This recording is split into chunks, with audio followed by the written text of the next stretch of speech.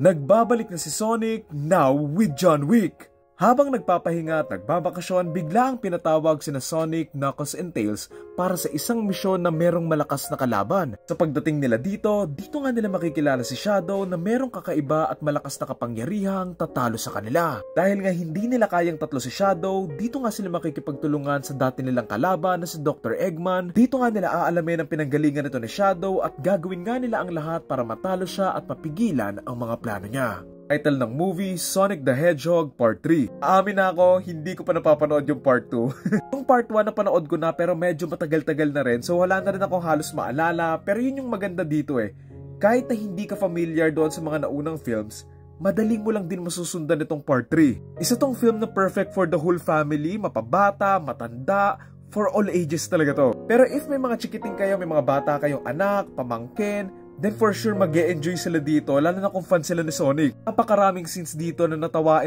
ako and I love the humor, yung comedic moments nila, and syempre yung mga references nila. As expected, ang ganda pa rin ng animation here, it's not awkward, and maganda nga yung visuals nila, lalo na nga doon sa mga action sequences Appreciate ko rin na hindi lang si Sonic yung pinag-focusan nila, kumbaga dinevelop din nila yung characters nila Knuckles, nila Tails, syempre si Shadow, nagustuhan ko siya, syempre Keanu Reeves yan Pero na-appreciate ko yung character ni Shadow, he's a great villain, and I love his backstory, although sana mas may pinakita pa sila to add more depth lang doon sa may character niya. Sana may binuild lang din sila doon sa may bata with Shadow and kay Dr. Gerald para sana mas may bigat lang din yung third act. Speaking of Dr. Gerald Robotnik, tuwang-tuwa ako sa scene nila na Dr. Eggman na ilang beses ko nang nakita sa FYP ko, and Jim Carrey never disappoints talaga. Yung character niya here reminds me a lot doon sa character niya bilang Grinch And also na-appreciate ko rin kung paano nga nila pinasok yung backstory nga ni Dr. Eggman na hindi lang nila basta-basta pinasok. Kumbaga maganda yung pagkakadugtong niya doon sa